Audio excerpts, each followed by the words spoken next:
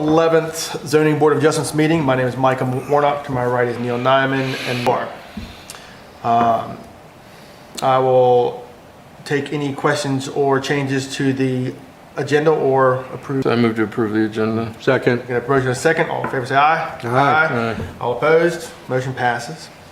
Have no alternates, barely have a quorum, so we can move on to the public hearing. And this is a continuation of a public hearing submitted by Kwan Yu of Durham, New Hampshire for application of variance in accordance with the application, according with the Article 175, 109B, parentheses 7, accessory buildings for single-family use of the Durham zoning ordinance, at least 10 feet from the property line.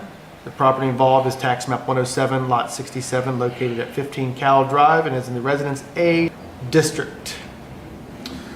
So we requested a fresh plot plan for a better location of the shed last time. That has not been submitted to Audrey or our administrative assistant as of yesterday, and I have heard nothing else from today. So one more continuance, and I've also kicked around saying, you know what, we've done a lot already and you have not complied, so it's time to wrap it up. So I'm going to move to deny the petition.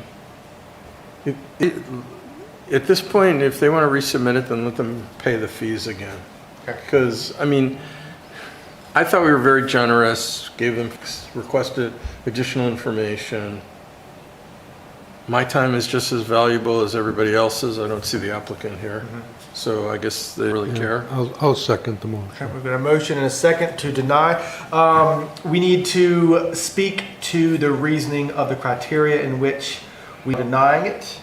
The criteria through our discussion of the original meeting, the criteria that we all appeared to struggle with was the hardship clause. So it doesn't meet the spirit and intent of the ordinance. Okay. I mean, the ordinance is very clear where it's trying to put sheds in places where they're not very visible to keep neighborhoods attractive. This shed is enormous. It's front and center. It doesn't meet the setbacks or anything else. It's somewhat of an eyesore, and I don't think that, you know, as I said, it meets the spirit and intent of the ordinance, which is to put sheds in places that are not, you know, going to be obvious to the neighbors or people who are in the neighborhood or passing through the neighborhood. And I would still say I'm not sure what the hardship is.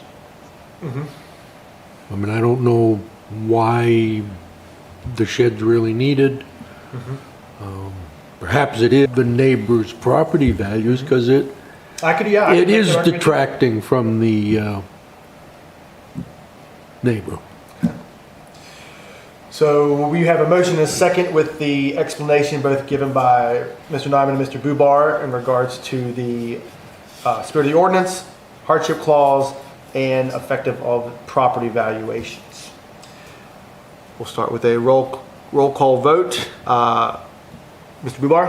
Aye. Mr. Nyman? Obviously Aye. And I will vote aye as well. So the motion passes. The motion for variance has been denied. The Kwan Yu family has 30 days to appeal the decision. And that's that, I guess. Okay, good enough. Anybody have any other business? Do you want to approve? We have 2 sets of minutes. We'll come back after that. Council, this last week, I brought back up my concern about how really, it just seems odd that special exception is what we're using to deny it. To me, it feels more of like, we just need to make the law say that, and if they meet it, they get it, and that's it. Just to say this out loud, I felt taught, and they were basically, well, you should come to us with a full written out new law. I'm like, I'm sorry, that's your job, not mine.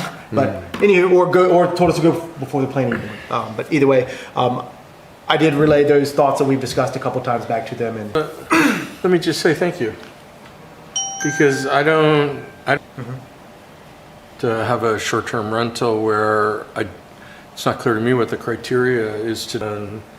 You know, we haven't encountered somebody that has a property that it would create a serious problem for the neighbors. The council, I think the rule that we have in there requiring it to be owner occupied to do it is our best Yeah. point. And we should stand behind the property. We have the opportunity to hold the property owner themselves responsible, as we should. So, yeah, okay. I believe seption is less expensive than conditional use. Not saying it. Perhaps at times a tendency to make ordinances special exceptions instead of conditional use. Special exceptions actually have a much narrower set of criteria. Right, Conditional use is so wide, right. and And in our last couple where we actually have had somebody coming to talk about it, what they wanted to talk effect on our decision making, it's emotion, it's personal, it's not the special Right. exception criteria specific. and that does though go right to the conditional use part, Yep. and which I always had struggled with on all of those qualitative issues of scenic vista, noise, odor, Right. etc. Right. Well, I mean, the issue from my perspective is members of the public come in and say, I don't want it in my neighborhood. Right. Well, that's the council's decision. Right. We're looking at individual properties, and I don't see any unique characteristics of this property that are in some ways problematic. So the council said that it could be done in your neighborhood. Right. And if you don't want it in your neighborhood, go talk to the council. Yeah. Absolutely. I totally agree with that. Yeah. So that's Looks like my. Audrey has her hand up to say something. Oh, okay. We can't see her on the screen. Hi, Audrey. Voted on that. I'm sorry if you heard it. I didn't know you were on actually. So. Sorry. Yeah, so I just want to say that one of the, so from what I hear you saying, you're saying you could put those conditions on an approval of rental just through the building office, and you wouldn't need to come to the board and spend the money. For instance, having somebody, would be having the owner there, the other, the other restrictions that we have in the special use permit that you all review, could you just be without a board hearing? Is that what I hear you saying? That's what I'm. Yeah, I mean, how they go forward and what they would do, I'm not sure. Particularly to us as a conditional use or special Special exception. as a special exception, it just doesn't match anything that we could to listen to anybody who has concerns, because there's nothing that we could predict would happen.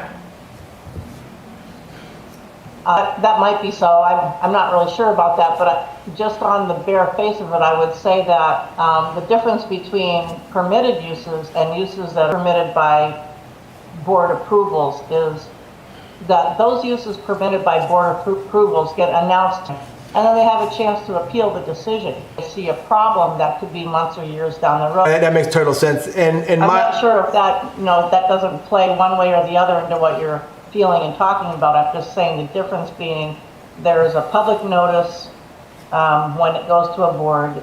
personally am perfectly fine with it just getting kicked back to a by right application or approval by the board. Is that the more opportunities where, I mean, most of the people that have ever come in for these that have been not in favor of it has come on purposes of emotion and not actual reasoning in regards to the special exceptions. I certainly don't disagree with that. And all we're doing is allowing people to get themselves more and more ramped up over something. And to Neil's comment, like, yeah, I mean, I think that's the best way. And if they don't like how that's done, then it's time to go talk to the council members, or maybe even run for council yourself, I guess. And that is kind of the point of that. It's like, there are certain things that it seems to would do more harm to allow the residents alongside of them to come in and be upset about something that we can't do anything about than just letting. So as you know, the zoning portion went several months worth of planning board review and rewriting, then went to a permitted use. That process would happen again. And I think at that time, and I don't know if it's changed, there was a lot of concern that this use was going to cause problems. I don't think I've seen any problems, but the current concern out there, the people coming to those hearings were articulating that they really felt there was a problem with this. So that might be why instead of just permitted use, it went to kind of a special exception use rather than a pure variance use, which is much harder. Okay, I mean, Again, I'm not trying to talk. no, I know, I know what you're saying, Audrey, and I appreciate that. Basically, I'm just, based upon what we deal with here, my recommendation is for the, hey, you know what, he's right, or you know what, do your job. Right? I mean, that's kind of where I'm at. I mean, if they just say no, keep going, that's fine, that's their prerogative doing that. But I'm relaying information to the point that we have had, in my tenure here, I would say probably around ever rejected one. And anytime we've had somebody come in to speak not in favor of it, it has had nothing to do with the criteria. It becomes a stirring point of a melting pot that causes more trouble than it's worth. Yep, I know you can. So, anyways, that's just out there. I'm not gonna put something together for the council or the planning board. I don't see that job is to hear these cases and make decisions, and then if we see something wrong, make a comment to the board about what we see and let them approach it. Officials, we are not.